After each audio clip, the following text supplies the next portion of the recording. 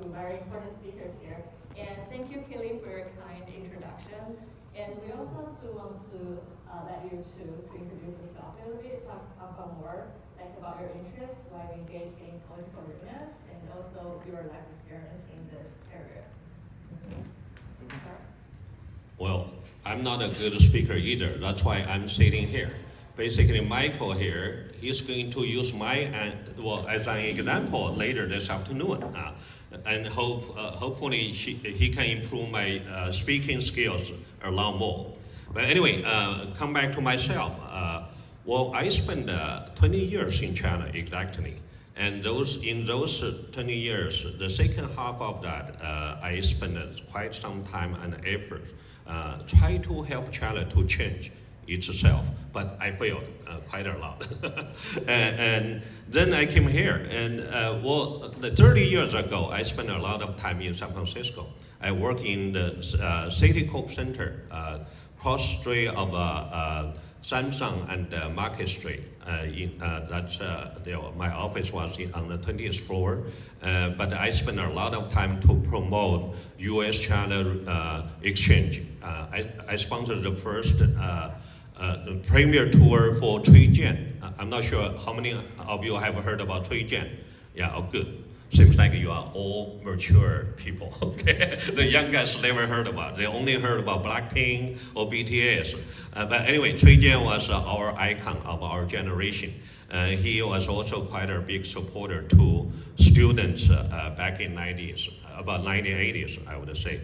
And I brought him here in 95, sponsored his concert in San Francisco, New York, and Boston. And in those 10 years, I would say in 90s, I actually tried to help China and the US to have more exchange. I also did my first speech in US Congress in 95. That year, we tried to help China to obtain MFN status, most favored nation status. I worked with Fang Li Bangqing. Many of you heard about her here. She was the owner of Examiner and also a big business lady and political leader, community leader in San Francisco Bay Area.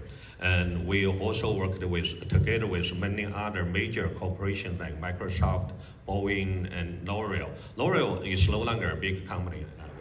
L'Oreal lost its competition against China for the rocket launching business. But anyway, we back in 90, we did a lot of lobby activities to persuade U.S. government to start this engagement policy with China, and that built up the foundation for WTO and also the China's upcoming economic prosperity in the next 10 years or 20 years. And after that, we spent more time to promote the political exchange between China and the US, especially the reformers in the Chinese government. Possibly you heard about Wang Qishan, Li Yuanchao, and some people like Xi Jinping. He was a reformer 15 years ago.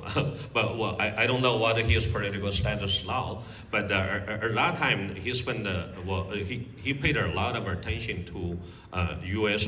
politics and also tried to learn the U.S. political model here. And of course, Wang Qishan has been a reformer ever since he got into the government, and Li Yuanchao has been a renowned reformer. Both of them became the vice president of China later on. And Xi Jinping now, of course, is the president of China. And in those 10 years, China and the US had a very good relationship. So if you want to do the promotion of exchange, political culture or whatever, and it's going to be a wonderful, or it was a good, wonderful thing to do. It's the right timing, it was the right timing and right thing to do. And of course, last 10 years, I would say, I spent more time to take care of my children, and one of them is here, Jesse. But at the same time, I also keep my eyes on US domestic politics, especially Chinese American well, my daughter is a Chinese American, so we have to pay attention to the environment, the culture, social, and political environment for the Chinese American younger generation. And we, middle of last year, last decade, we actually started the political campaigns for Lin Dili. She was one of the first China-born young lady to run for Congress about 8 years ago. And we used her as the poster girl for at that time to start UCA. Actually, UCA was built upon the foundation of the fundraisers or activists supporting Lin Dili at that time. And that was about 8 years ago. And in 2016, we founded United Chinese American. That's UCA. And UCA spent a lot of time to promote Chinese American civil rights, especially in current situation. We face a lot of troubles from the conservative people or the populist people. They accuse us as a spy for Communist Party or the delegates or lobbyists for Chinese Communist government, and we are facing a lot of attacks from those people. So we are facing a lot of problems in this country with the current situation. And now we actually need to help you guys to run for offices, so in the future you can fight with much stronger strength against those people here. Again, that's pretty much my own experience about political and civil engagement, and I want to turn on to Don here to tell your story. I don't have too much story to share, okay? But number one is I really want to appreciate Vera and Jay coming to the stage with me, because if I'm standing here, talk, I don't know what I'm going to share with you. But 3 months ago, when I have an idea to have this conference to start it, the first one I talked to is Vera. Vera is going to say, sure, I'm going to work whatever I can do. And when I talked to Jay immediately within maybe 15 minutes, and the money in the bank account. So it's with the people, with the money, and I built the first round. That's my confidence to start working 3 months ago and try to put this together. And this is actually the 4th year we do the donor retreat and the candidate retreat. Every year is at this beautiful retreat center. I host all the nationwide donors, politicians, and youth all coming here together. And I believe politics or politicians, they all need the entire community working together. And the relationship building is you have to sleep overnight together, and then it's have a drink and talk. And then you can build a really personal relationship. And that's the ways that I try to build not only in the Silicon Valley, but around the country to make sure our community becomes stronger. And for my personal story, I just want to share at the age of like 15, 16, I started to have some kind of a passion, try to do something related to the politics. By that time, it's the most famous inspiring poem or the speech is the Martin Luther King's speech. Probably everyone know already, but when I was in China, this one is really shocking me. It's to say all the rich people, whatever the color, we can sit on the same hill, watch the sunshine, sunset. Those kind of visualized image, it's very, very inspiring me at a very young age.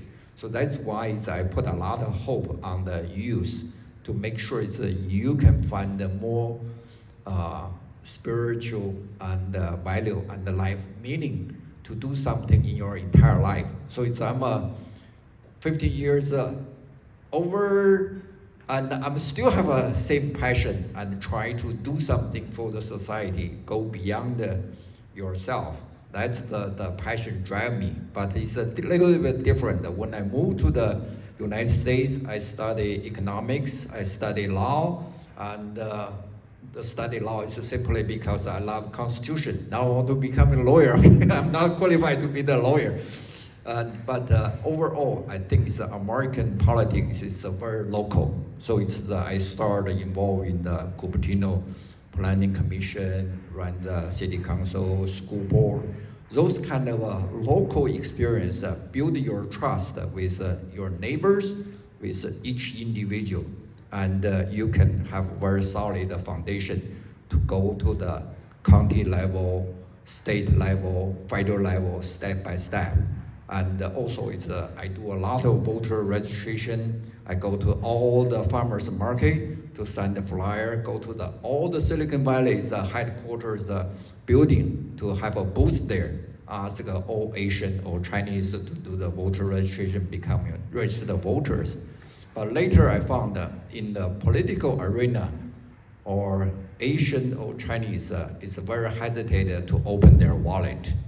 So I think this is the most challenging job. Very frugal. Yeah, so I think it's everything if challenging, that's also it's the most rewarding area. So I started to do the fundraising probably around 10 years ago. At that time, I asked maybe $10, $20, $50. It's very, very hard. But now I can open mouth for 10,000. 5,000, 1,000 without any hesitation. That's the progress. Although we still have a long way to go, but I'm very confident that year by year, and we can achieve more and more financial goal. And with the war chat, it's more money, we can support more community representative, go to the leadership. That's my passion, and I just keep doing. Every day I can do, and also I value every person as my personal friend. That's whenever they have a need, I just do it, and whatever I can do, just help others. So I don't have a territory, I don't have a monopoly. Everyone here is a friend. You can share all the value, all your resource together. That's the way I want to share with you. Thank you. Well, I think what Dong, yeah, please have your applaud. Okay. Sorry, I cut in. I think what Dong said is very good. That first of all, politics is local. Secondly, the lifeline of the politics is the fundraising. And Dong has spent a lot of money, time, energy to raise money. And I spend a lot of money to donate to candidates. This afternoon and tomorrow you will see a lot of people. There's one pioneer, Sandy Chow, he donated too much money. At one time he had a bit of cash flow problem. So that's some people we really look up to. We need more Chinese people like that, Chinese American people like that. But at this moment we are still educating our fellow Chinese American people to open up their wallet. And well, most of all, I think other than the money, I think most important of all, the people, the candidates. If we don't have a good candidates, we never get money. So that's remember, you are selling something. You're selling the person, you're selling the issues, and then you try to get money from the customer and the donors, of course. They are the major customers. And voters, they are also, what Brian just mentioned, the voter and the donor are the two category of people you need to spend a lot of time to talk with. And so, come back here. So I'm so glad to see so many young friends are here. Again, Dong and I will be somebody possibly waiting behind there and to just raise money, donate money, and do the actual works to help you guys. We really like to see good candidate, as beautiful, as young, as smart, as intelligent as you guys. So here, I like to see all of you guys in the future to make up mind to run for some kind of office one day. And we need more Chinese people, Chinese American people to do that. Remember, how many Chinese American in this country do anyone can give me the answer? 5 million. 5 million? How many? We have nearly 10 million people here. So more than 3% of this total population of 300 million people. And how many Jewish people you guys know in this country? Even smaller. 7.2 million. Okay, about 4.8 million people, well, 5.8 million people are adults, and the rest are children. But at the same time, how many people can tell me how many Chinese American congressmen there? 3. And what about Senate? 1. Half. Tammy Douglas is half. Okay, so we have 3.5 out of how many people total there in Congress? The young people. I wanted the young people to answer how many? How many senators or how many congressmen? 435 congressmen and then 100 senators. So we only have 3.5. That's less than 1%. That's way below the average we need, 3.3%. And then come back to the Jewish people. How many senators you know they have? Out of that 100, they have 10. And how many governors they have around this country out of the 50? They have 4. And how many congressmen they have there? 27. So all added together, they are a lot more, minimum 3 times. They're counting the governor side, or counting the congressman side, or the senator side. Senator side, they have 10%. Way beyond their 2.2% of the total population. It's a shame on the Chinese people. Many times we say, hey, we are kind of like Jewish people, or we are similar to Jewish people, but we are not. Okay, the candidate side, we have a lot less candidates or capable candidates. And the youngest governor of this country is the governor of Hawaii, and he is only like 47 years old. So, and we like to say young people. We have one of the youngest assembly lady here from North Carolina, but we like to say all of you guys start as early as possible. So you are our future, and you are also your own future. Remember that. Your future is in your own hands. If you don't act, then somehow whatever Dong and I do will be wasted. So we need more candidates first. If we have good candidates, easy to sell them, okay? But if we, we have a lot of Chinese American candidates, but somehow we do have a lot of hard time to raise money for them, because we need a young, promising, smarter, and more beautiful ladies like the ladies are here and the boys are here. So we want you all stand up to run for office one day or the other. Okay. Remember that. Okay. Today is your first training day for the ladies, right? For the boys, they already started a few days earlier. So we want to say you guys, maybe in 5 years from now, you all turn 21 years old. I want to say someone stand up to run for city council or for even state assembly, and even 25, you will be qualified to run for congressman. Okay, so that's my. Yeah, sure. I got one question. As you said, we urgently needed more Asian representations, not only in Congress, like all nationwide governmental agencies, but like, are there any other recommendations, like other than running for office? How can we help with promoting our current situation of Asian Americans in this country, and how are we going to do that? In January, I just put everything on my calendar and try to make one thing a week, make a little bit a bigger thing a month, and make a bigger thing once a year. That's the only thing I try to focus. You think deeply, and what things you put together, it can be unique, not only to the Chinese community, not only benefit to the Asian community, but also benefit to the entire community. That's including the Latino, Jewish community, Black community. That's way you can put something is maybe a little bit broader than the narrow Chinese community. And mostly is my connection is Chinese community, but in my heart, after I help Andrew Yang to run U.S. presidency in the 2020, we start on the 2018. At that time, it's probably there's one or maybe 2 Chinese American in his campaign team. So I learned a lot from other ethnic group. So it's since then, I started try to step out from a merely Chinese community and make sure that any candidate, as long as their personality, their character, their political intelligence, their policy is a benefit to the entire community.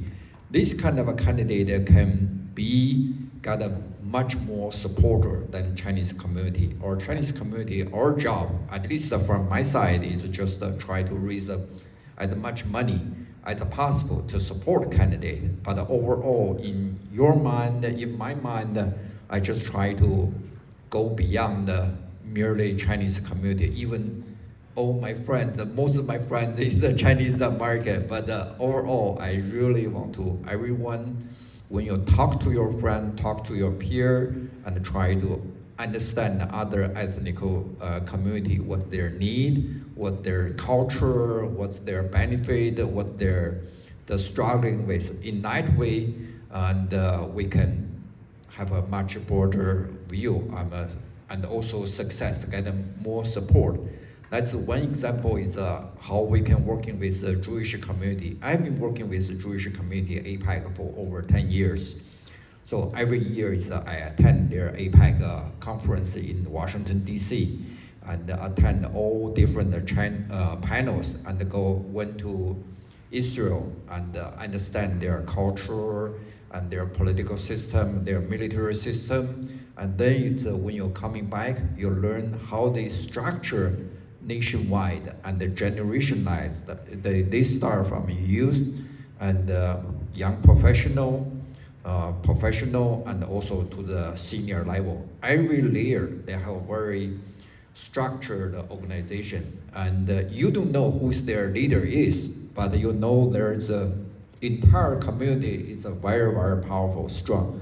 I hope our Chinese American community can learn from their experience. That's Jay just mentioned how many senators, how many Congress, how many governors Jewish community do. Every Jewish community, every member, they donate their 2% to 5% their annual income to the politics, to political event. For us, we don't know. It's the most people, they post the moment the wishing cycle is always how fancy restaurant they have been, what kind of wine they drink, and what's a luxury life, the boat, and anywhere that they can show off their wealth. But when I ask $100, they just say no.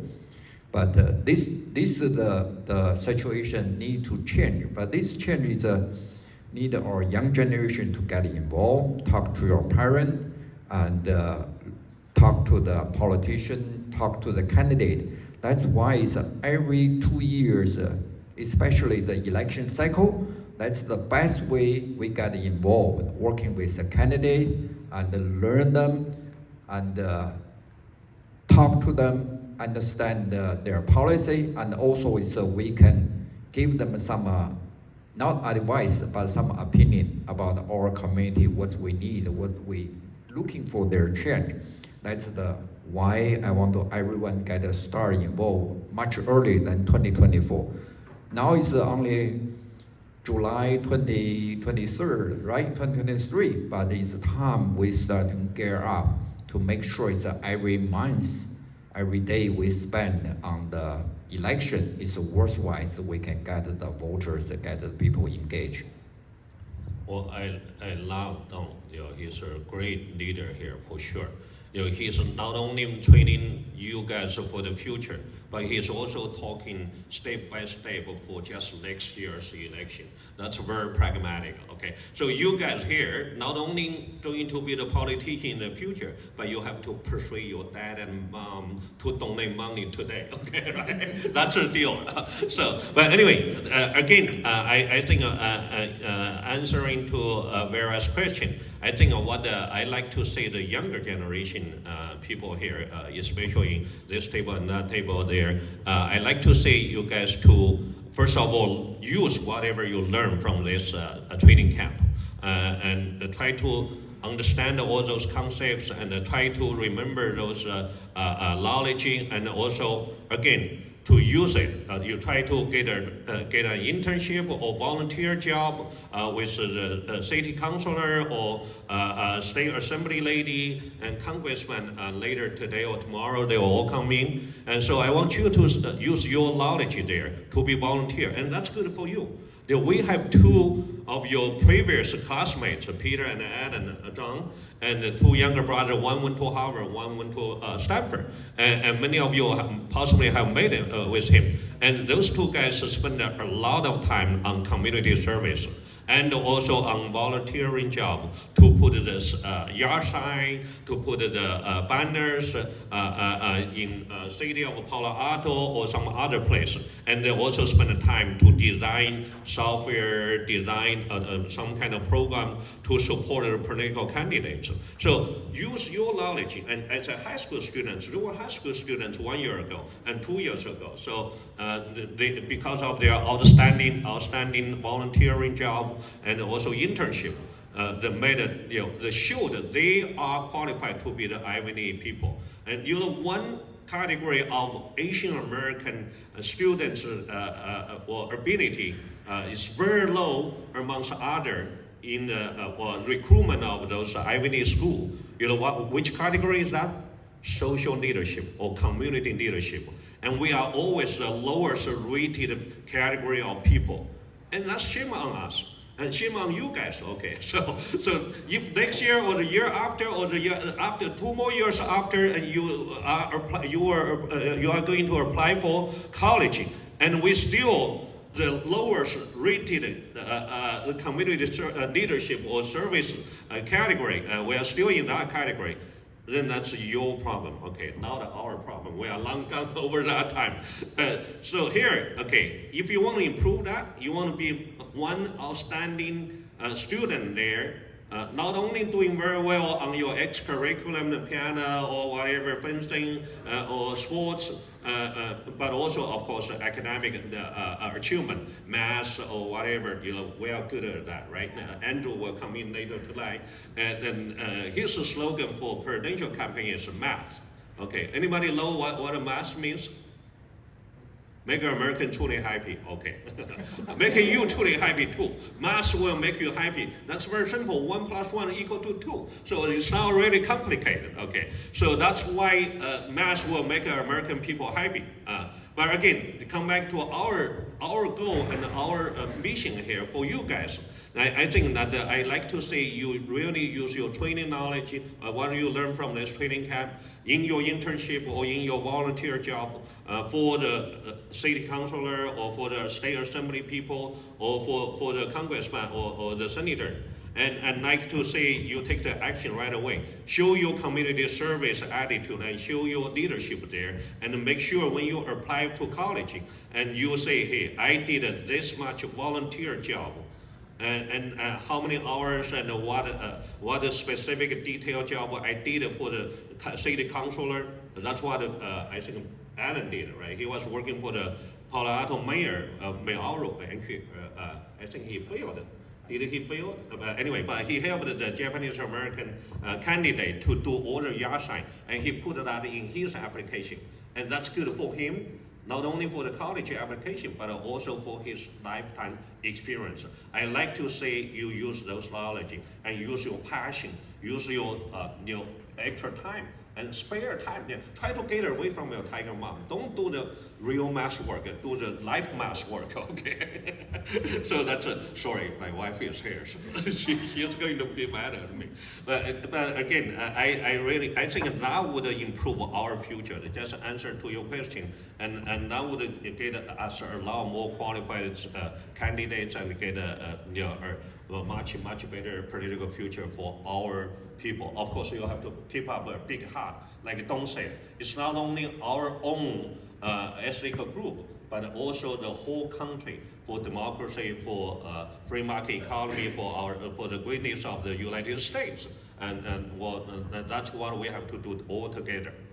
Sorry, non-answer.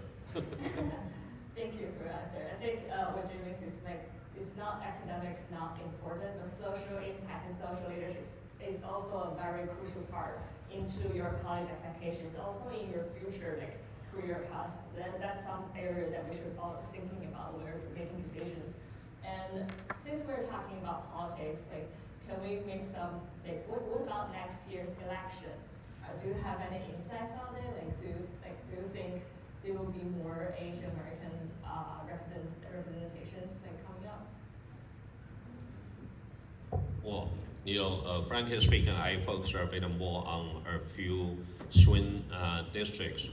There's one Asian American fighting against an Asian American district for Congress. Charlie and I have been working there last year. Jie Chen, the Taiwanese second generation, was fighting against this Michelle Park Steele, the congresswoman.